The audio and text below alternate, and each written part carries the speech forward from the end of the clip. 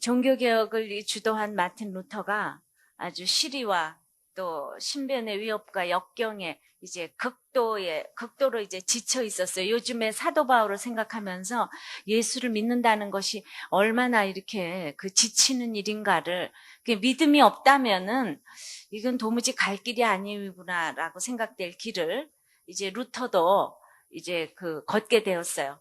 자기가 종교개혁을 하려서 한 것이 아니라 어느 날 어떤 교계에 대한 이런 고쳐야지 될 거를 조목조목 95개 조항으로 그걸 이렇게 썼는데, 그거 자기가 이렇게 개혁자가 되려서 된 것이 아니라 그것을 썼다가 그냥 어느 날 갑자기 괴수가 돼서, 지금 사도 바울 이단의 괴수라고 지금 하는 것처럼 괴수가 돼서 쫓기는 인생이 됐어요. 어쩔 수 없이 자기가 본의 아니게 개혁자가 됐습니다.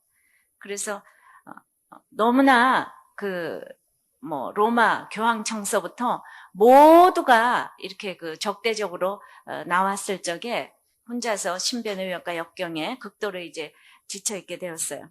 그러니까 이런 어려움이 극에 달해서 루터가 용기를 상실하고 이제 식음을 전폐한 채 누워 있었어요. 근데 부인이 상복을 입고 나타났어요.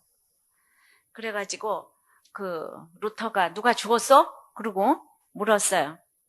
네, 부인이 하나님이 죽었어요. 이렇게 대답을 했습니다. 어떻게 감히 그런 말을 하시오? 이렇게 부인한테 화를 내면서 했더니 부인이, 하나님이 살아계시다면 당신이 그렇게 낙심과 좌절 속에 있을 리가 없잖아요. 그러니까 믿음 안에서 다시 일어나세요. 이 말에 루터는 용기를 얻고 이제 다시 일어났다는 얘기입니다. 그래서 어떤 사람이 믿음이 좋은 사람인가요? 사건이 날 때마다 벌떡벌떡 일어나는 사람이 믿음이 좋은 사람일까요? 우리가 좋은 믿음의 모범을 어떻게 갖느냐는 것이 대단히 중요합니다. 왜냐하면 우리가 그렇게 갖는 모범을 따라서 살 것이기 때문입니다. 그러니까 사도 바울의 입을 통해서 오늘 하나님께서 좋은 모범의 제시로 이렇게 제시하시는 아브라함의 믿음을 지난 시간에 이어서 다시 한번 생각해 보기를 원합니다. 자, 첫 번째, 아브라함이 가진 참 믿음이란 무엇일까요?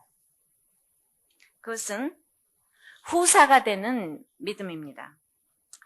계속되는 100% 죄인인 인생인 것을 이제 우리가 알게 되고, 믿음으로 의롭게 되면 이제 하나님의 엄청난 축복을 받게 되는데, 그것이 후사가 되는 축복이라고 그러십니다. 우리 모두가 오늘 중고등부 학생들을 보면서 자식이 잘 되는 것이 인생의 목적 아니겠습니까? 13절 다 같이 읽어보시겠습니다. 시작. 아브라함이나 그 후손에게 세상의 후사가 되리라고 하신 언약은 율법으로 말미암은 것이 아니요 오직 믿음의 의로 말미암은 것이니라. 자, 이렇게 후사가 되는 약속은 율법을 주시기 430년 전이기 때문에, 이것은 일방적으로 주신 약속이기 때문에 더욱 확실한 보증이 됩니다. 그래서 이 세상을 책임지고 갈 사람은 바로 계속되어지는 자기 죄를 깨닫는 그런 의인이란 것입니다. 자기 죄를 깨닫는 의인이 결국 후사를 하나님께서 허락하시고 후사가 되게 하시는 축복을 주신다고 하십니다. 14절 15절을 보니까 계속되어 읽어보겠습니다. 시작. 만일 율법에 속한 사람들이 후사이면 믿음은 헛것이 되고 약속은 폐하여졌느니라. 율법은 진노를 이루게 하나니 율법이 없는 곳에서는 범함도 없느니라. 그런데 우리가 믿음으로 의롭게 되었는데, 그래서 구원을 얻은 것 같은데 왜 자꾸 헛것같이 보이고 또 진노를 이루는 것 같은 일이 이렇게 일어나냐 말입니다. 루터처럼, 사도 바울처럼. 그래서 막 믿음의 우울증이 걸리고 불평이 생기는 것은 어쩐 일입니까? 내가 믿지 않는 남편과 이제 믿어서 다 잘 살 것 같아도 한참 지나고 나서 보면 그 돌아오지 않는 남편들, 자식들, 식구들 보면서 저희들이 우울증이 생깁니다. 불평이 생겨요. 언제까지 이렇게 살아야지 될까? 그래서 구원받고 잠시는 충만한데 살아온 세월이 이 죄의 종이기 때문에 우리는 믿었다가도 이렇게 자꾸 율법으로 돌아가려고 합니다. 그래서 이제 믿고 나서도 여전히 세상과 같이 인정받으려고 열심히 또 하늘을 찌르고 그러다 보니까 이제 믿음 안에서도 비교를 하고 분을 내고 혈기를 내고 그러다 보니까 교회도 사랑이 없다고 외칩니다. 이 교회에 사랑이 없다고 외치는 사람은 그렇게 말하는 바로 그 사람이 사랑이 없는 사람입니다. 보세요. 그 입에서 사랑이 없어 하는 사람은 그 사랑을 아직 사랑이 무엇인지 모릅니다. 내가 열심인데 왜 나를 몰라주냐는 것입니다. 그러니까 집에서도 왜 자꾸 내가 이렇게 열심히 하는데 나를 몰라주는가? 집안 식구들에게도 왜 자꾸 믿으면서도 불평이 나옵니다. 근데 열심으로 안 되는 것이 있다는 것을 오늘 말씀하고자 하는 것입니다. 지금까지 고생해서 인정받았는데 믿음 안에 들어와서도 이렇게 인간 승리를 외치면서 고생을 하고 있어요. 그렇게 고난이 아닌 고생을 하기 때문에 뭔가 나보다 더 인정받는 사람이 있는 것을 견디지 못합니다. 그래서 큐티도 말씀 묵상도 제대로 안 되면 기분이 나쁩니다. 또 우리는 말씀 묵상하는 교회이기 때문에 이런 것도 우리가 정말 모두가 예민하게 받아들여야 될 것입니다. 또 큐티가 조금 잘 되면 기분이 좋은 것은 이게 영적이기보다 끊임없이 다른 사람을 의식하기 때문입니다. 그러니까 아무리 이렇게 말로 우리들 교회 풍토는 완전히 말로 회개하는 풍토 아시죠? 예. 워낙 들은 게 많고 배운 게 많다 보니까 그러니까 말로 회개를 해도 삶에서 이렇게 불편한 사람들은 율법으로 진노를 이루는 사람들입니다. 아무리 해도 그 사람에게 다가가서 불편한 사람은 이렇게 믿음이 찾아와도 의를 이루어도 진노를 이루는 거예요. 그 속이 진노가 가득합니다. 화가 납니다. 부글부글 끓게 됩니다. 그래서 더 율법으로 돌아갑니다. 내가 예배드리고 큐티하고 공부하는 것이 이게 은혜로 돼야 되겠는데 그것이 경험되는 것 같으면서도 안 됩니다. 그런데 인생은 똑똑할수록 어려서부터 합리적으로 상식적으로 살도록 우리는 훈련받은 인생들이에요. 그래서 16절을 또 읽습니다. 시작. 그러므로 후사가 되는 이것이 은혜에 속하기 위하여 믿음으로 되나니 이는 그 약속을 그 모든 후손에게 굳게 하려 하심이라. 율법에 속한 자에게뿐 아니라 아브라함의 믿음에 속한 자에게도니 아브라함은 하나님 앞에서 우리 모든 사람의 조상이라. 그래도 율법에 속했건 아니건 구원은 반드시 필요합니다. 근데 은혜는요, 세상의 언어로는 이해가 되는 언어가 아니에요. 그러니까 하나님의 나라가 이 하나님 나라의 질서가 임하지 않으면요, 구원도 은혜도 임하지가 않아요. 그래서 죽어도 무슨 말인지 알아듣지 못합니다. 세상에 속한 사람들은. 그런데 내가 그래도 은혜를 조금 맛을 보았어요. 근데 너무나도 놀라운 구원이기에 너무도 놀라다가 이 놀라운 구원이 믿어지지가 않아서 자꾸 옛날로 돌아가고 싶어 합니다. 율법으로, 육신으로 여전히 이렇게 돌아가고 있는 우리 자신들을 보게 되는 거예요. 사도 바울이, 전 아주 요즘에 그 사도 바울, 오늘 말씀, 어제 말씀도 그렇고 부형들이여 들으소서 하면서 자기 간증을 합니다. 같은 동족이 그렇게 자기를 모함하고 소란을 일으켜서 죽이려고 합니다. 이를 갈고 덤벼듭니다. 자기는 예수 믿고 이방 땅에 가서 복음 전한 것밖에 없는데 예루살렘 교회에서 그걸 칭찬해 주지 못하고 다 건수를 잡아서 이렇게 사도 바울을 죽음까지 몰아갑니다. 그러나 이제 그 예루살렘 교회 사람들 앞에서 그 소동을 할 때는 가만히 있다가 천부장에 의해서 안전하게 보호돼서 층계 위에서 참 우리가 있잖아요. 순종할 때 이렇게 잘 순종을 하면은 너무나 보호장치 위에서 이렇게 딱 유대인들한테 설교하는 대목이 이제 어제 오늘 나오잖아요. 그 간증을 하는데 제가 정말 다 눈물이 나더라고요. 그 사람의 학력과 학벌과 이 모든 것이 정말 이렇게 쓰여질 때가 있구나. 학벌, 가문 자랑은 이런 때 해야 되는 거구나. 그래서 오늘 사도행전 말씀에도 있고 빌립보서 3장 3절에도 보면은 이렇게 자기가 얘기합니다. 하나님의 사도 바울이 하나님의 성령으로 봉사하며 그리스도 예수로 자랑하고 육체를 신뢰하지 아니하는 우리가 곧 할례당이라. 그러나 나도 육체를 신뢰할 만하니 만일 누구든지 다른 이가 육체를 신뢰할 것이 있는 줄로 생각하면 나는 더욱 그러하리니 나도 육적으로 자랑할 것이 있다. 너희들이 그렇게 나하고 내가 율법을 모독하고 성전을 모독하고 주님의 백성을 모독한다고 하는데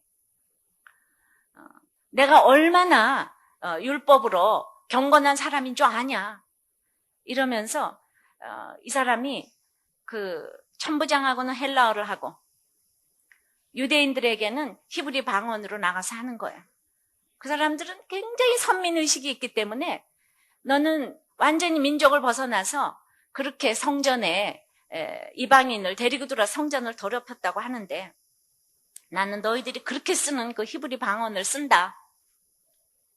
이러면서 그 사람이 그렇게 얘기를 하니까 사람들이 조용히 들었어요. 근데 바울이 그 육체로 말미암아 얻은 것은 지금 이러는 거예요. 내가 8일 만에 할례받고 이스라엘의 족속이요. 나는 그 유명한 베냐민의 지파요. 히브리인 중에 히브리인이요. 그 중에서도요. 또 아주 그 가말리엘의 후예라는 건 그때 힐렐파라고 아주 그 율법을 잘 지키는 그 가말리엘에게서 율법을 배웠고 그 율법을 배운 중에서도 자기는 특별히 구별된 바리새인이요. 그런데 열심으로는 교회를 핍박하고 그 율법의 의로는 흠이 없는 자로다. 이렇게 자기를 자랑을 했어요.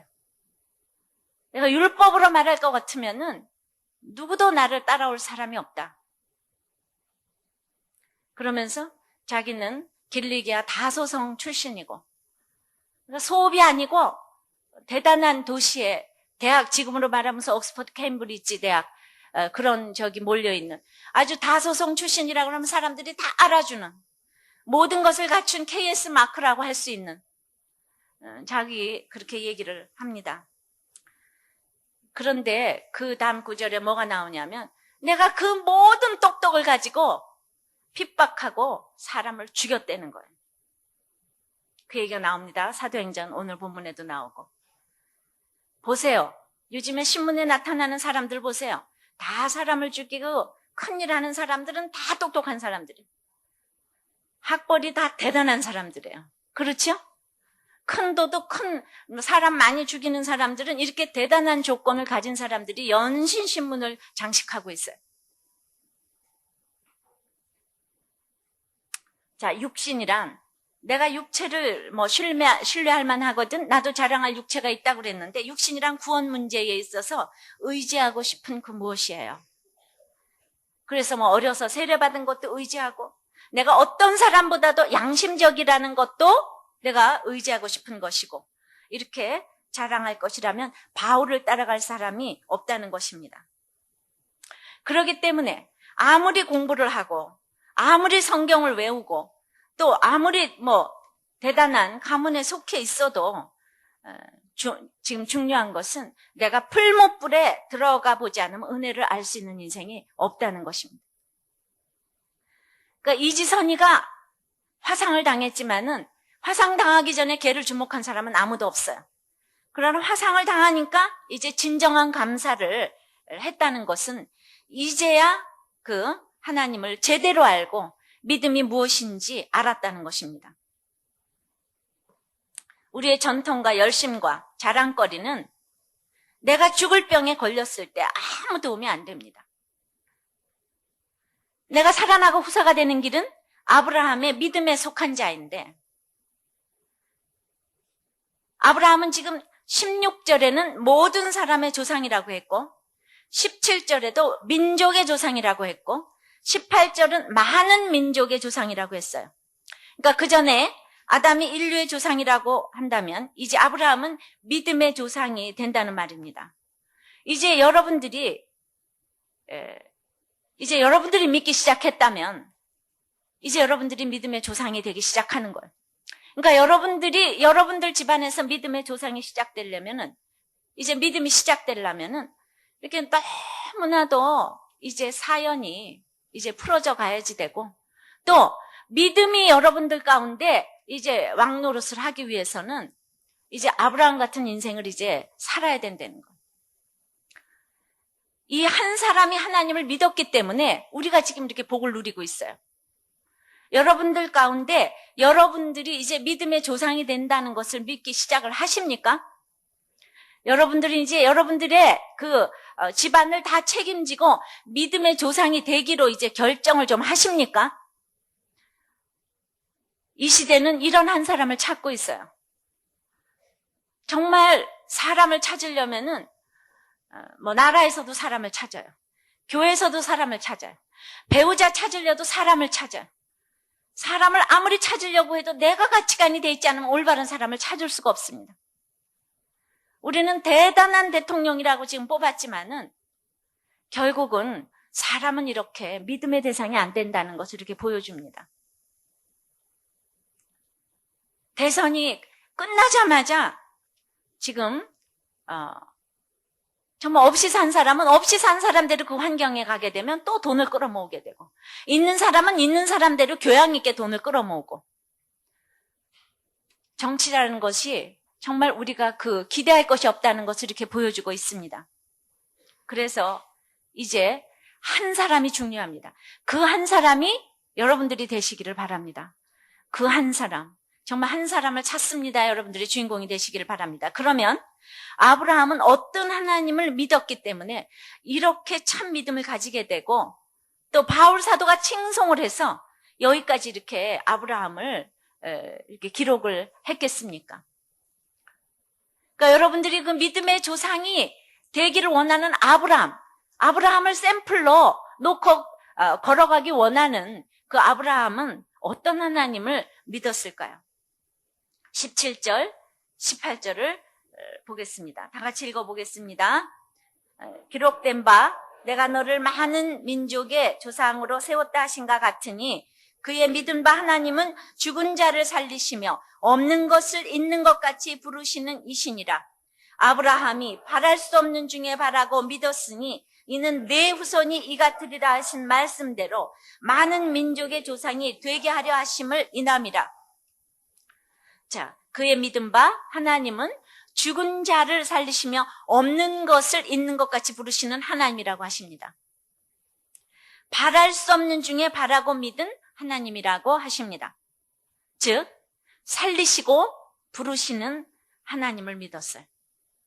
그러려면 죽어지고 없고 바랄 수 없는 일을 경험해서 승리해야 우리 집안의 조상이 되는 겁니다.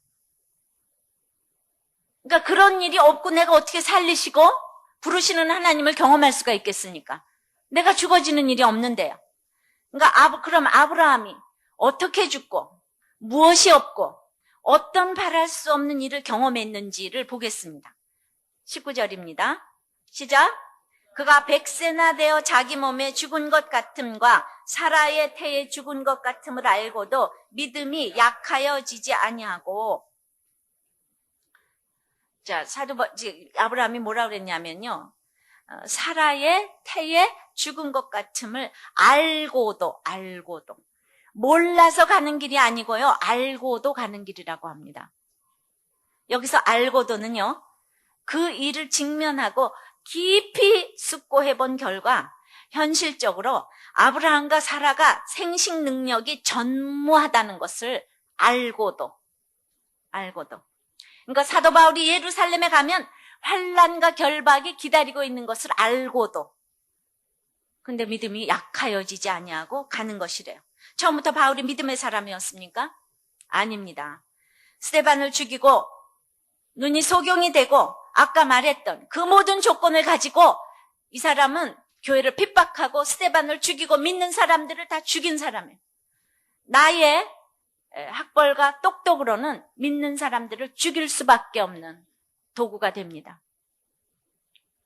그런데 사도 바울도 하나님이 불가항력적인 은혜로 찾아오셔서 사울아 사울아 네가 어찌하여 나를 핍박하느냐 말씀을 해주시고 눈이 멀게 해주시고 그랬을 적에 음성을 듣고 나서도 숱한 핍박과 매맞음과 관계와 오해와 시기와 질투의 과정을 거쳤습니다.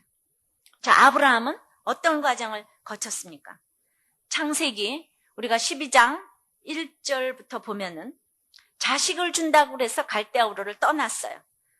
그런데 이렇게 명령을 하십니다. 너는 너의 본토 친척 아비집을 떠나 내가 네게 지시할 땅으로 가라. 이 명령부터 주십니다. 아브라함은요, 꿈에도 소원이 자식이었어요. 여러분들도 꿈에도 소원이 자식이에요. 그래서 자식 잘 된다고 그래서 자식 잘 된다고 그래서 큐티 모임에도 왔건만 25년이나 되는 일이 없어요. 자식이 뭐가 달라지질 않아요. 계속 밤마다 나가서 들어오지를 않지를 않나. 그래서 이제 정말 떠났어요. 그럼에도 불구하고 자식이 잘 됩니다. 믿습니까? 몰라요. 근데 자식을 얻으려면 지금 떠나야 할 본토 친척 아비집이 있다고 그래요. 가야 할 하나님이 지시할 땅이 있다고 합니다. 그런데 떠나야 할 본토 친척 아비집은 그건 명령을 듣기가 싫고 눈앞에 자식만 삼삼한데 그 창세기 12장 2절에는 약속을 또 주셔요. 그렇게 하면 내가 너로 큰 민족을 이루고 네게 복을 주어 내 이름을 창대케 하리니 너는 복의 근원이 될지라 땅의 모든 족속이 너를 인하여 복을 얻을 것이니라 하십니다. 분명히 자식을 주신다는 약속이에요. 주어도 대단한 자식을 주신다는 약속인데 지나고 나서 보니까 이 약속은요 정말 그대로 이루어졌어요. 바다의 모래보다 더 많은 엄청난 믿음의 후손을 아브라함에게 허락해 주셨어요. 아브라함 밑에서 다윗이 나오고 예수님이 나오고 지금도 전 세계 인구 중에 16억이 더 넘는 인구가 다 믿음의 영적으로는 믿음의 아브라함의 자손입니다. 지금도 그렇지만은 지금 몇천 년 동안 내려오는 아브라함의 자손은 바다의 별보다 많고 정말 모래처럼 많은 이 약속이 그대로 이루어졌어요. 그런데 당신은 아브라함이 믿음으로 떠났지만은 도무지 이게 믿어졌겠습니까? 자기에게 이런 자식이 나온다는 게 믿어지겠습니까? 그래서 내가 믿음으로 떠났지만은 얼마나 믿지를 못하고 시행착오를 하는지 지난주에는 잠깐 제가 언급을 하면서 말씀을 드렸어요. 그런데 지금 우리가 오늘 19절 20절을 보면서 그렇게 약속을 하셨는데 아브라함에게도 어떤 영적으로 나타나 보이는 열매를 이제 25년이나 지난 뒤에 허락해 주셨잖아요. 너무 오래 기다리다 보니까 믿음이 약하여질 일이 너무나 많았고 믿음이 없어져 의심할 일이 너무나 많았습니다. 의심한다는 말은요, 그 마음이 나누이는 것을 말해요. 마음으로 다투는 것을 말합니다. 우리 믿음과 불신앙이요, 백지장 차이예요. 근데 우리가 자식 때문에 마음이 무너지는 거는 이루 말을 못해요. 믿었나 보다 하면 내일이면은 자식을 딱 쳐다보고 있으면은 이제 저희들이 막 다 마음이 녹습니다. 마음이 다퉈요. 이렇게 내가 불신을 하면 하나님께서 나를 통하여서 예비하신 것을 모든 것을요 우리는 도둑 맞고 살아갈 수밖에 없어요. 믿지 않으면 나에게 오는 것이 아무것도 없습니다. 택한 자는 내 믿음이 약하여져도 그 하나님이 이끌어 가신다는 것이 아브라함의 이제 얘기입니다. 어떻게 해요? 어떻게 이끌어 갑니까? 오늘 약속의 말씀 위에 굳게 서리라. 주의 약속하신 말씀 위에서 약속을 알면 이게 살아나는 비결이에요. 그러니까 말씀 보고 묵상하고 순종하면요. 순종을 해야 돼요. 그럼 십자가도 부활도 다 믿어져요. 그러니까 나는 십자가도 몰라. 부활도 안 믿어져. 하는 이런 사람들은 교회를 나와도 말씀과 상관없는 사람들이고 절대로 말씀 보고 적용도 안 해요. 저한테 다 데려와 보세요. 제가 아주 증거할 수 있어요. 왔다 갔다 해도 큐티를 안 하는 사람들. 말씀하고 나하고 상관도 없고. 물론 큐티가 아까 율법적으로 해서 더 율법으로 돌아가는 그런 사람도 있다고 그랬어요. 그러나 무엇보다도 기본적으로 말씀대로 살려고 하는 이러면은 여러분들이 이제 살아납니다. 무엇보다도 가장 중요한 것은 적용이에요. 어떻게 믿음에 견고해졌을까요? 여기서 이 수동태로 쓰인 것을 여러분들이 주목하셔야 됩니다. 하나님께서 연약한 아브라함을 이끌어 가셨기 때문에 즉 결론적으로 보면 견고해 주신 거예요. 이 사람은 영적 후손을 낳아야 되는 어마어마한 사명이 있는 사람인데 그냥 육적인 자식에 지금 만족하고 살아가고 있는 거예요. 아브라함이. 이스마엘이라는 건강한 아들을 주니까 영적 자식이 지금 상관이 없어졌어요. 근데 그 전에 이제 맨 처음에 너는 이렇게 복의 조상이 되고 모든 민족의 조상이 되리라 약속을 해주셨는데 자기가 믿자마자 기근이 오니까 이 부인도 팔아먹은 사람이 부인도 팔아먹은 인간이 아브라함이에요. 네? 이 인간이 부인을 팔아먹었어요. 내가 돈이 된다 그러면은 부인이고 뭐고 없는 거예요. 그렇게 지금 조그만한 기근이 왔는데 금세 부인이고 자식이고 자기밖에 모르는 사람이 아브라함이었어요. 부인이 누구예요? 열국의 어미 아닙니까? 아브라함이 너무도 큰일 날 일을 한 거예요. 열국의 어미로 우리 믿는 사람의 조상에 그 믿음의 어머니로 딱 서 있어야 될 사람을 바로에게 숙청이 아니라 흥분해가지고 정말 이렇게 수종을 들게 할 뻔했단 말이에요. 큰일 날 뻔했어요. 그렇게 형편없는 아브라함인데도 하나님은 예수님의 모형인 멜기세덱을 보내셨어요. 그러면서 창세기 15장에 나는 너의 방패후 상급이라 약속해 주셨어요. 창세기 15장 1절에. 그래서 내가 이렇게 형편이 없음에도 하나님은 내가 지금 부인을 팔아먹었음에도 나는 너의 방패후 상급이래. 멜기세덱을 보내주셨어요. 여러분들의 인생을 한번 생각해 보세요.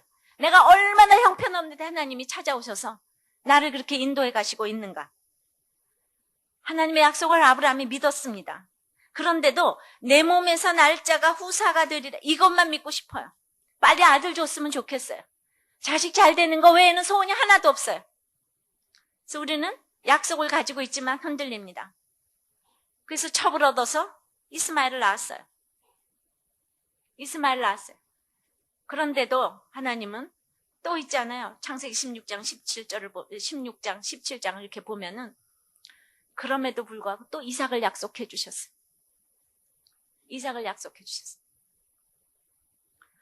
아브라함에게 이제 어떤 훈련을 시켰는가 하면은 그 이후에 13년간 내어버려 두셨어요.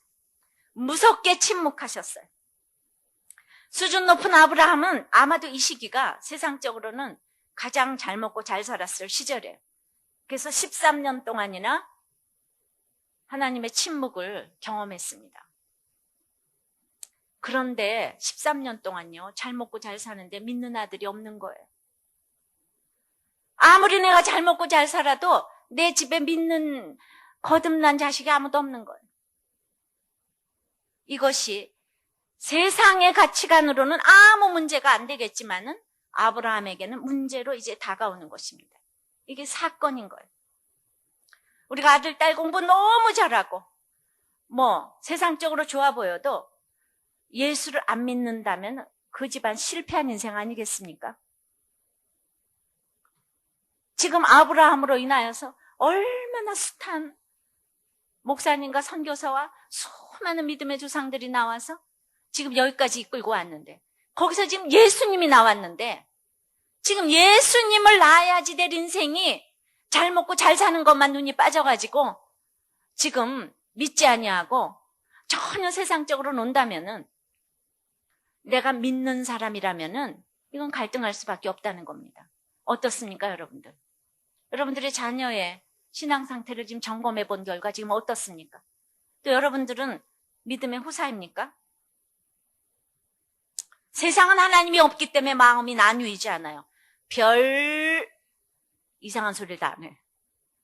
잘 먹고 잘 살면 됐지. 공부 잘하면 됐지. 뭐가 더 필요해? 그런 거 의심하지 않아. 의심한다는 단어가 그거예요. 믿음이 없다는 것에 갈등도 하나도 없습니다. 요거 3학년생들의 그 특별 수업에서요, 한 교실에서 1년 동안 공부해온 그부들을 진정한 그 친구로 여기는지 조사를 했더니 얘네들이 뭐라고 다 적어냈냐 하면 전부 다 경쟁자로 여겼다고 그렇게 설문조사 해냈어요. 그래서 그 부모들도 용한 학원이나 과외 선생을 다른 학부모들에게 귀띔에 공유하는 것은 아주 금기라고 합니다. 좋은 선생이 있으면 우리 애만 가르쳐야지 되고, 학원에 한 명이라도 그 정원이 더 늘어나면은 걔한테 우리 애들한테 신경 쓰는 게 이제 소홀해질까봐 절대로 얘기를 안 한답니다. 화장실 같은 학교 시설 개선에 냉랭한 것도 그것이 내 아이만 위하는 것이 아니라 모든 아이들에게 좋은 일이기 때문에 그런 건 아주 냉랭하답니다. 이게 데이터 조사로 나왔대요. 그래서 우리나라는 특히 협동학습이 절대로 안 된다고 합니다. 그 결과 현대 영국의 10대들이 역사상 가장 뚱뚱하고 애도 못 낳는 세대가 될 것이라고 비만과 불임, 의사들이 지금 경고를 했답니다. 우리 애들만 잘 먹이고 우리 애들만, 그러다 보니까 결과적으로 마약의 흡연에 성문란에 그것이 최고로 교양 있는 영국에서 일어나는 지금 일들이에요. 그런데도 사태의 심각성을 못 느끼는 부모가 태반입니다. 믿음의 후사가 무엇인지를 몰라요. 그런데 택한 자는 말씀을 듣기 때문에 이 시절에도 찾아오시는 거예요. 13년이면 좀 늦게 오시긴 했어요. 그죠? 너무 그러니까 믿는 사람 중에 가장 위기는 이렇게 잘 먹고 잘 살 때라는 것을 아브라함의 인생을 통해서 보여주시는 거예요. 택한 자는 육적인 존재가 아니기 때문에 좀 지나다 보면 이것이 아닌데 그런 마음이 듭니다. 그래서 마음으로 다툽니다. 하나님을 믿기 때문에, 약속의 말씀을 듣기 때문에 우리가 흔들립니다. 그래서 13년 동안 그렇게 혼자서 애쓰는지 안 쓰는지 하다가 어느 날 나타나신 하나님께, 왜 나타났겠어요? 13년이 지나도록 이스마엘이 안 변하는 거예요. 그 털도 많고 남자다운 그 이스마엘이 절대로 예수 안 믿는 거예요. 자기는 옛날에 경험을 했어요. 갈대우르를 떠났어요. 구원의 하나님을 믿은 경험이 있어요. 은혜를 경험을 했어요. 근데 내 자식이 예수하고 상관이 없는 거. 그래서 도무지가 이제 25년, 24년이 돼가는데 내가 하나님 앞에 가서 무슨 낯으로 뵐고 권고했어요. 그때 찾아오셨어요, 하나님. 근데 무조건 엎드리는 아브라함의 모습을 봅니다. 풀무불이 딴 것이 아니에요. 후사가 얼마나 중요한지 몰라요. 우리가 왜 이렇게 자식하겠어요? 내가 죽고 나의 분신인 자식을 통해서 우리 집안이 대대손손 가 있고 이것 때문에 자식 하잖아. 육신은 썩어질 것인데. 영의 후손을 우리는 낳아야 하는데. 무조건 엎드렸어요. 이때도 아무 공로 없이 13년 동안 잘했다 못했다 얘기 안 하시고 아들에 대한 약속을 이제 명년 이맘때라고 훨씬 구체적으로 주시고 할례 제도를 통하여서 훨씬 더 강하게 인도하십니다. 도무지 하나님이 그저 찾아와서 나를 이끌어 가시는 것. 그럼에도 막상 아들을 주신다고 하니까 17장 17절 보면 아브라함이 엎드려서 웃고 18장 12절에는 사라도 속으로 웃었어요. 여러분들 속으로 웃는 거 또 속으로 하는 말 하나님이 다 들으십니다. 아셨습니까? 그래서 이삭의 뜻이 그 웃음이에요.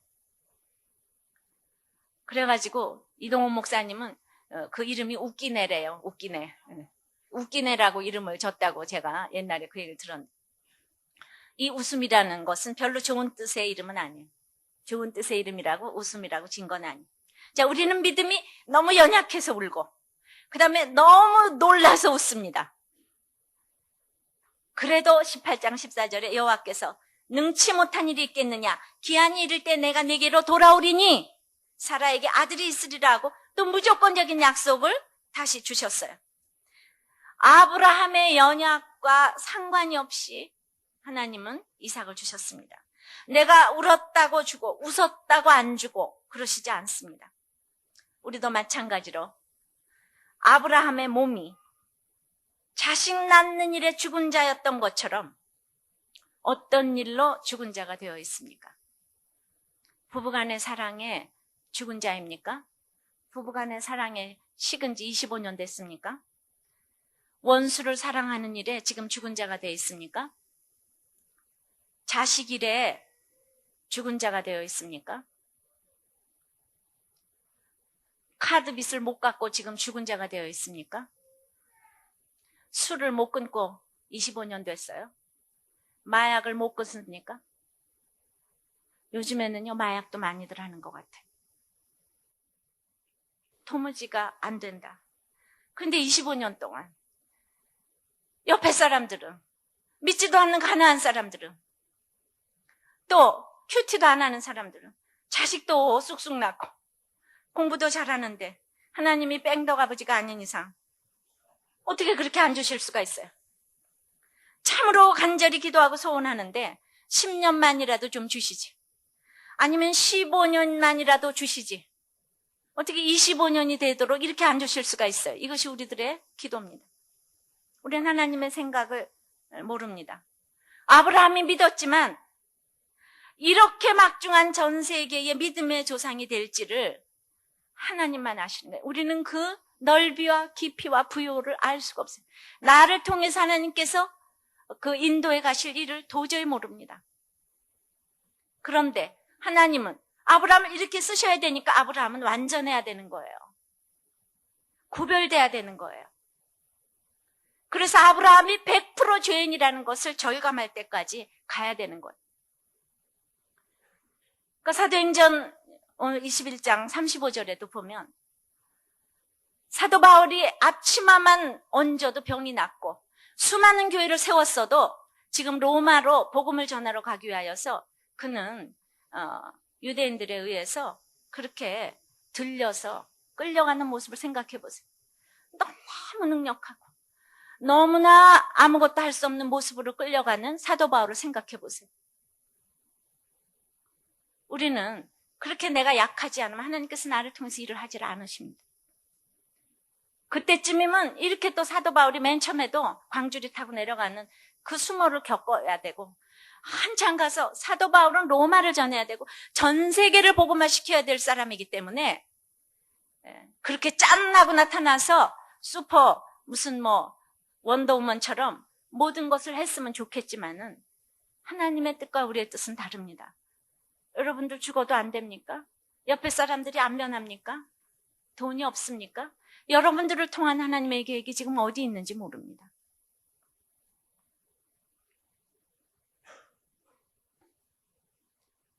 우리의 그런 찬송이 어디까지 가야 됩니까?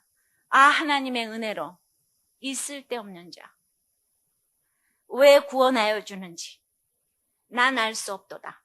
여기까지 가야 된다. 25년 동안 자식을 안 줘도 그 고백이 우리한테 나와야 된다.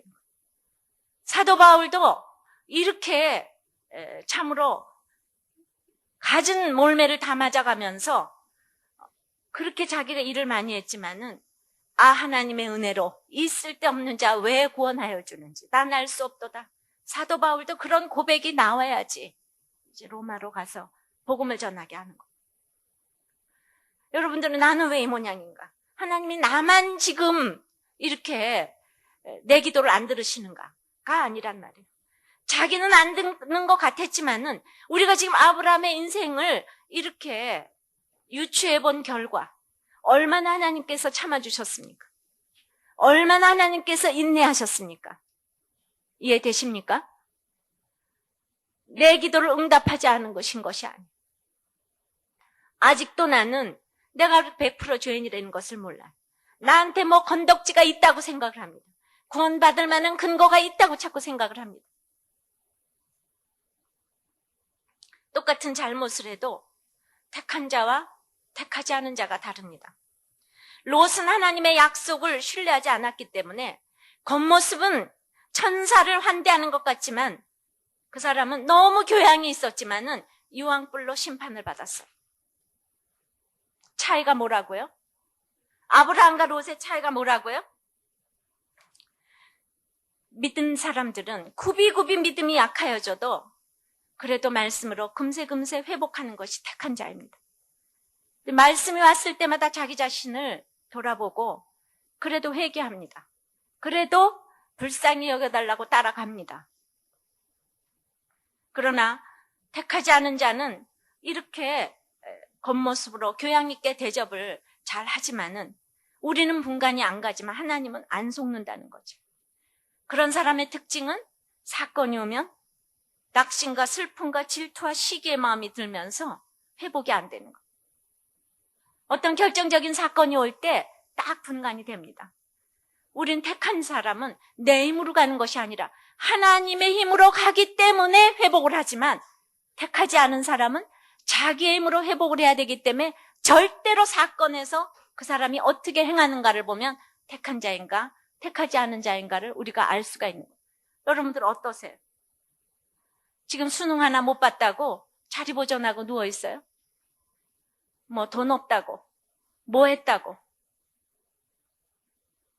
그래서 아브라함이 믿음이 약하여지지 아니하고 의심치 아니하고 견고해진 것이에요. 결국 이 믿음은 하나님의 작품인 것이에요. 내가 자랑할 것이 없기 때문에 이제 하나님께 영광을 돌리는 인생이 된 것입니다. 20절입니다. 20절 다 같이 읽어보겠습니다. 시작. 믿음이 없어 하나님의 약속을 의심치 않고 믿음에 견고하여져서 하나님께 영광을 돌리며 그러기 때문에 하나님께 영광을 이제 돌리는 인생이 이제 된 것입니다. 처음부터 하나님께 영광을 돌리는 인생이 되는 것이 아니에요. 죽은 자와 방부를 하던 아브라함은 한 번 아들을 낳기 시작하더니요. 100세의 아들을 낳기 시작하더니 이 사람이 175살, 175살까지 살면서요. 그 다음에 아들을 몇이나 더 낳는 줄 아세요? 한 140살까지 6명이나 더 낳았어요. 너무 우습지 않아요? 믿음은 세상에 속한 얘기가 아니기 때문에 합리적인 가치관 가지고는 도저히 이해가 안 되는 일로 꽉 차 있습니다. 이건 신비한 일이에요. 내 똑똑한 지성으로 도저히 이해가 안 되는 것이 이게 믿음이에요. 그러니까 저도 율법의 의로 흠이 없는 우리 남편하고 결혼을 해서 장로아들인 그리고 바람도 안 피고 또 아까 사도 바울 뭐지요? 전부 다 갖다 붙이고 그 한 사람 남편을 낳기 위해서 제가 37년 기다렸는데 뭐 나면서부터 하나님의 택한 자 된 인생이니까 한 사람의 구원을 위하여서 37년 기다렸더니 남편이 구원되니까 그 뒤로는 지금 줄줄이 구원되는 것을 경험을 합니다. 한 사람이 중요해요. 이삭을 낳기 위해서 아브라함도 25년을 기다렸어요. 내 집에 형제가 10명, 8명이 있으면 뭐합니까? 4남매, 5남매가 있으면 뭐합니까? 한 사람이라도 믿음의 후사가 되는 사람이 없다면 여러분들은 정말 이제 다시 한번 인생을 심각하게 생각하셔야 됩니다. 돈을 줄 일이 아니에요. 집을 남겨줄 일이 아니에요. 21절에 보면 택한 백성은 그렇게 해서 약속을 이루실 줄을 확신하는 것입니다. 22절은 그러므로 이것을 저에게 의로 여기셨다고 했어요. 아브라함의 공로가 어디 있어요? 하나님께서 다 해주시고 나를 의롭다 하시는 거예요. 그러기에 25년이 흘러가게 하셨습니다. 로마서 4장과 야고보서 2장은 각각 이렇게 믿음과 행위를 강조하지만 그러나 같은 말입니다. 이삭을 번제로 드린다고 하면서 약속하신 믿음의 후사를 주실 줄 믿습니다 하면서 실제로 이삭을 바치지 않으면 이게 행위가 따르지 않는 믿음이에요. 그러니까 우린 시련이 올 때는 기뻐하고 기도할 때는 의심하지 말고 나한테 부가 주어질 때 또 말할 때 기도할 때 하나님을 언제나 신뢰해야지 되는데, 그러니까 우리는 그게 동시다발적으로 일어나는 일이에요. 하나님께서 나를 이끌어가지만 그래도 내가 연약하지만 그때그때마다 믿음으로 반응을 했다는 거죠. 하나님 저수지 같은 그 사랑으로 나에게 찾아오시지만은 수도꼭지를 틀어 놓으시는데 내 밭이 흙인지 바위인지 그거는 내가 결정할 일이 아니에요. 바위에 물 뿌리면 열매가 없죠.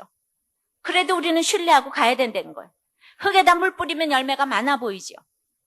그것은 내가 자랑할 것이 하나도 아니라는 것입니다.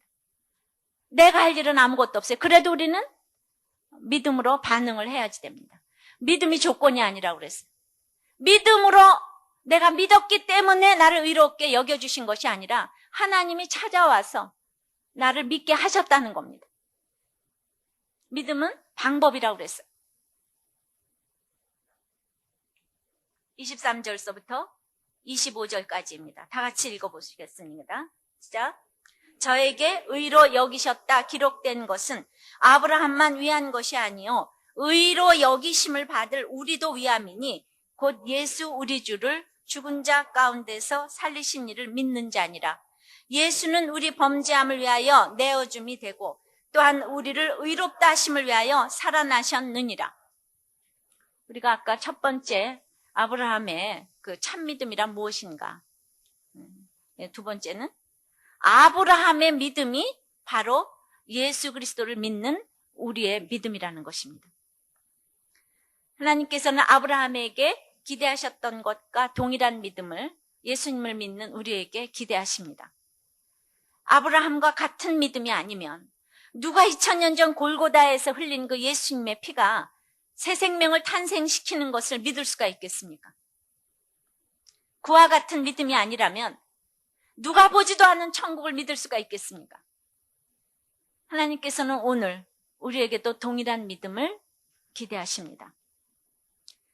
그래서 하나님께서 말씀하신 것을 믿는 것이 중요합니다. 전능하신 하나님이시지만 그리고 우리를 사랑하시는 분이시지만 결코 우리의 욕망을 이루어 주시는 분은 아닙니다. 그러나 하나님께서 약속하신 것은 말씀하신 대로 꼭 이루시는 분이십니다.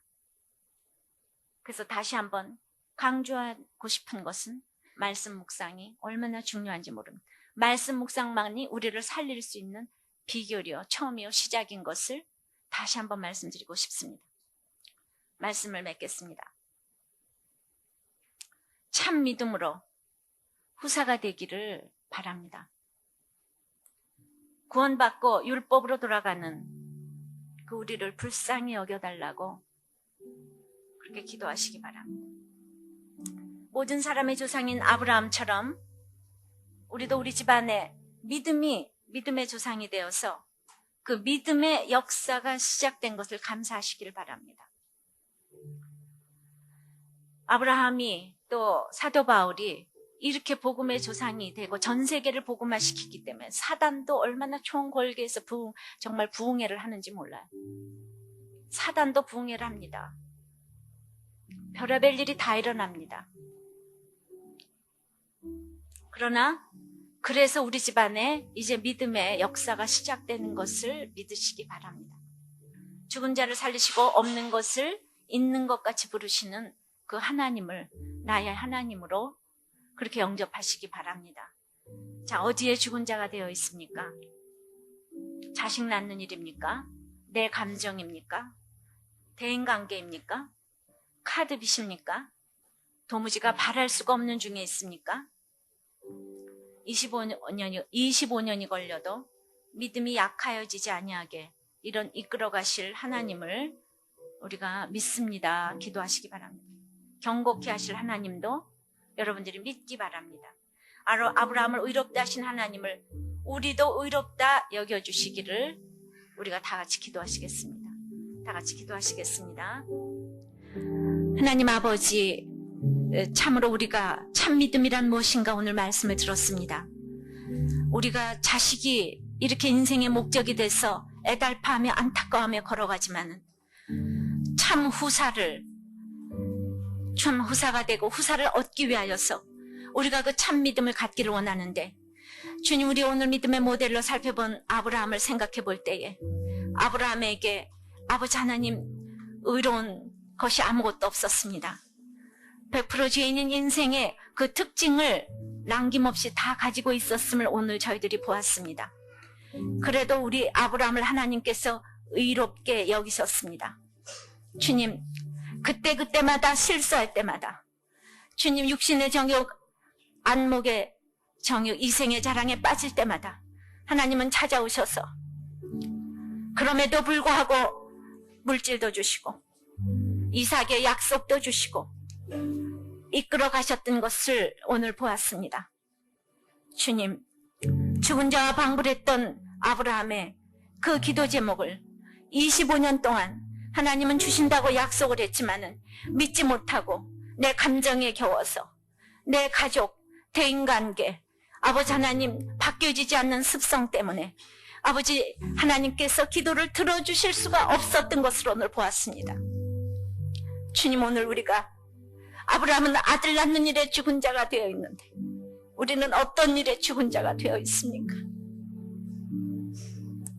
주님, 왜 내 기도만 응답해 주시지 않는 것 같아서 이렇게 하나님을 원망하고 우울하고 불평하는 우리들을 생각하면서 사도 바울을 보며 아브라함을 보며 주님께서 25년이나 참아주셨다는 생각을 하기를 원합니다. 주님, 내가 이 환경 가운데서 믿음이 약하여지지 아니하고 견고해진 것, 의심치 아니한 것이 나의 공로가 하나도 없음을 고백합니다. 정말 온전히 하나님의 작품임을 고백합니다.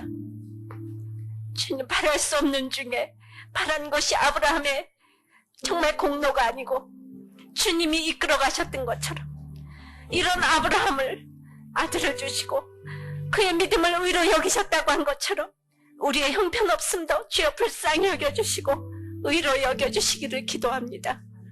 주님, 우리 삶에서 정말 주님의 후사가 되고 우리의 자녀들이 주님의 후사가 되기를 원합니다.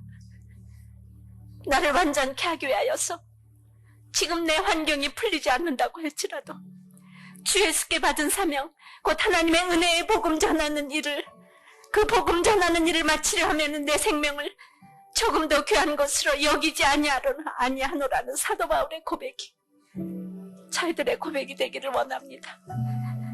나를 통하여, 아브라함을 통하여, 사도 바울을 통하여 이 세계를 복음화시키고자 하는 그 하나님의 음성을 저희들이 듣기를 원합니다.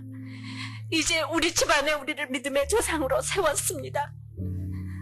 이 믿음으로 세워가기 위하여서 얼마나 많은 일들이 일어나야 되는지 모릅니다. 그러나 몇천 년 뒤에 아브라함의 인생을 우리가 이렇게 보는 것처럼 우리도 죽고 난 뒤에 우리 집안을 통하여서 아버지 하나님, 믿음의 후손이 나오는 것을 믿음의 눈으로 바라보게 도와주시옵소서. 낙심하지 아니하고 정말 택하지 아니하는 자는 마음이 한유이지도 아니하고 갈등도 없다고 했습니다. 말씀을 통하여 갈등하며 마음이 다투며 아버지 하나님, 하나님께로 나가기를 원합니다. 그래서 나는 아무 공로 없지만은 이 사건, 여러분들이 당하고 있는 사건에서 하나님께서 회복시켜 주시기를 원합니다. 말씀으로 살아나기를 원합니다. 그래서 또한 다음 기도 제목을 향하여 나가는 저희들이 될 수 있도록 은혜를 내려 주시옵소서. 주님 찾아오셔서 우리를 의롭다 여겨 주시옵소서. 우리의 자녀들을 축복합니다. 믿음의 후사가 되기를 원합니다. 우리의 부족함에도 불구하고 주님 찾아오시옵소서. 우리의 공로가 없어도 주님 찾아오셔서 우리 자녀를 믿음의 후사로 축복하여 주시옵소서. 믿음의 후사로 축복하여 주시옵소서. 믿음의 후사로 축복하여 주시옵소서. 믿습니다. 예수님 이름으로 기도하옵나이다. 아멘.